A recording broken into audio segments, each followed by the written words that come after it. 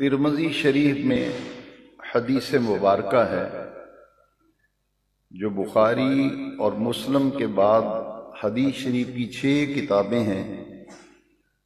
پہلے نمبر پہ بخاری شریف، دوسرے نمبر پہ مسلم شریف، تیسرے نمبر پہ ترمذی شریف۔ 6 حدیث کی کتابیں جنہیں سیاہ ستہ کہا جاتا ہے، اور جب عالم دین بنتا ہے تو وہ آخری سال میں دورہ حدیث شریف کرتا ہے، اور دورہ حدیث شریف میں اسے حدیث شریف کی 6 کتابیں پڑھائی جاتی ہیں۔ ان میں سے جامع ترمذی، سنن ترمذی، امام ترمذی علیہ رحمہ نے ترمذی شریف میں باقاعدہ ایک باب باندھا ہے، جس سے معلوم یہ ہوتا ہے کہ پورے مہینے کو بڑی ہی برکت اور بڑی فضیلت حاصل ہے کہ حضور اس مہینے میں کثرت سے روزے رکھا کرتے تھے،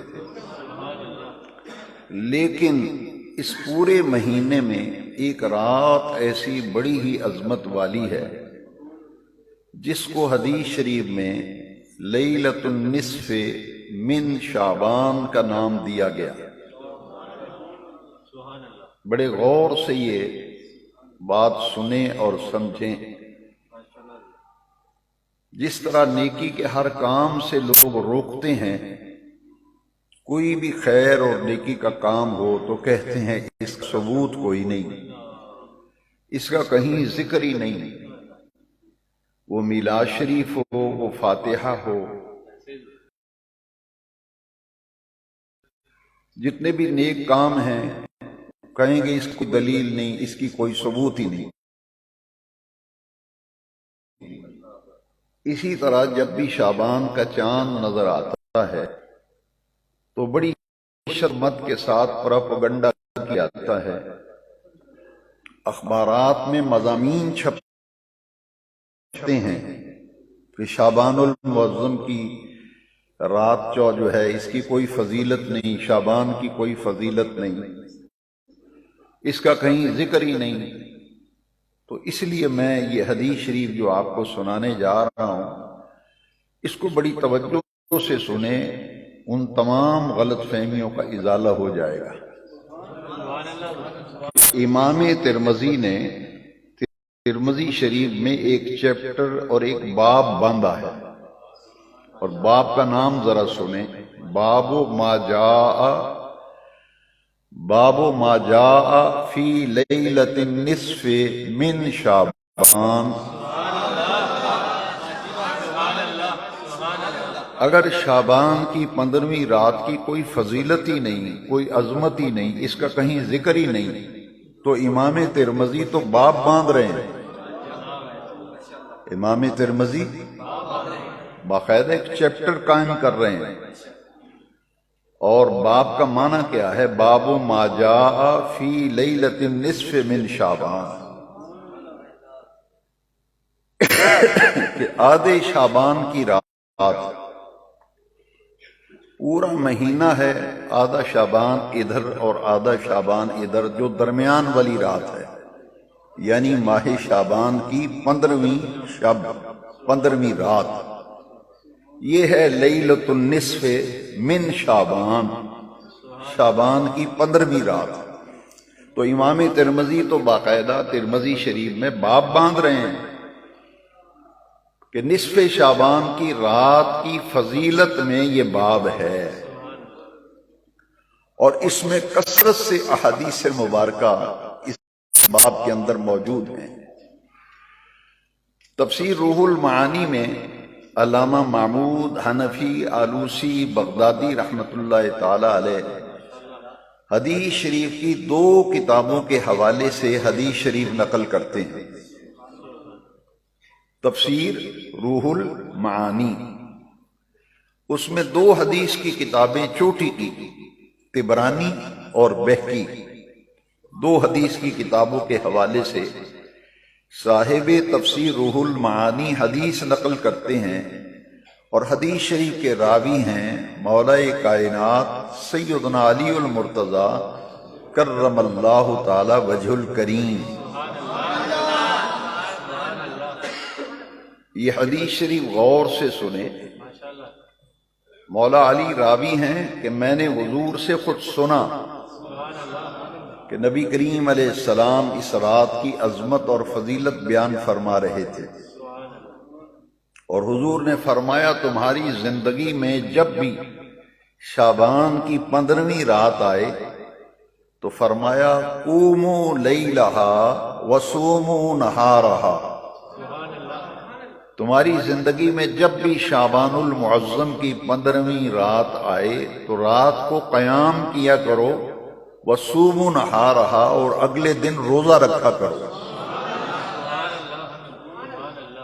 قیام اللیل، قیام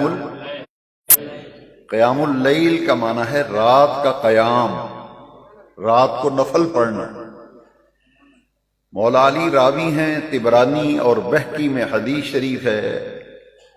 صاحب روح المعانی نے بھی اسے تفسیر روح المعانی میں نقل کیا. قوموا لیلہا وصوموا نہارہا. تمہاری زندگی میں جب بھی شعبان المعظم کی 15ویں رات آئے، رات کو قیام کرو اور دن کو روزہ رکھو. اب میں پھر واپس آتا ہوں کہ جامع ترمذی میں، سنن ترمذی میں امام ترمذی نے جو باب باندھا ہے، باب ما جاء فی لیلۃ النصف من شعبان، میں ایک بڑی ہی حدیث شریف قابل توجہ ہے. اس سارے سوالوں کا جواب آج کے خطاب جمعہ میں آئے گا کہ جو لوگ یہ کہتے ہیں، سوال کرتے ہیں کہ شعبان کی 15ویں رات کی کوئی فضیلت نہیں، نہ نفل پڑھنے چاہیے، نہ عبادت کرنی چاہیے، اس کا کہیں ذکر ہی نہیں، معاذ اللہ. یہ حدیث شریف ترمذی شریف میں ہے، باب اور چکر نے آپ بتا دیا، اور یہ مروی ہے حضرت عائشہ رضی اللہ عنہا فرماتی ہیں ایک رات میں نے دیکھا کہ نبی کریم علیہ السلام اپنے بستر میں، بستر مبارک پر کمبل اوڑے ہوئے حضور آرام فرما رہے. رات کو میری آنکھ کھلی تو میں نے دیکھا کہ حضور اپنے بستر پر موجود نہیں تھے.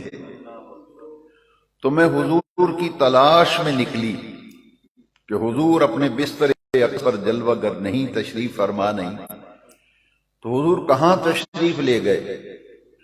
اب جب تلاش میں نکلی تو حضرت عائشہ صدیقہ فرماتی ہیں میں نے نبی کریم علیہ السلام کو ڈھونڈتے ڈھونڈتے جب جنت البقیع میں پہنچی تو میں نے حضور کو جنت البقیع شریف میں پایا،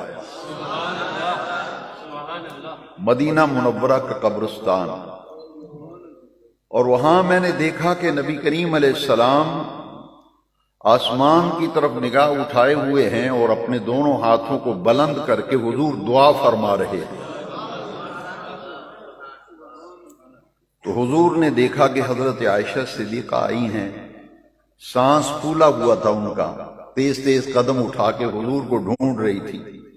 رات کافی گزر چکی تھی. جنت البقیع میں سرکار کو دیکھا تو نبی کریم علیہ السلام نے فرمایا اے عائشہ جانتی ہو یہ کون سی رات ہے؟ تو انہوں نے عرض کی حضور اللہ ورسولہ عالم، اللہ اور اس کا رسول بہتر جانتے ہیں. فرمایا عائشہ یہ وہ رات ہے جس رات اللہ تبارک و تعالی بنو قلب قبیلے کی بکریوں کے جسموں پر جتنے بال ہیں ان کی تعداد سے بھی کہیں زیادہ اللہ تبارک و تعالی جہنمیوں کو جہنم سے نجات اور رہائی عطا فرماتا ہے.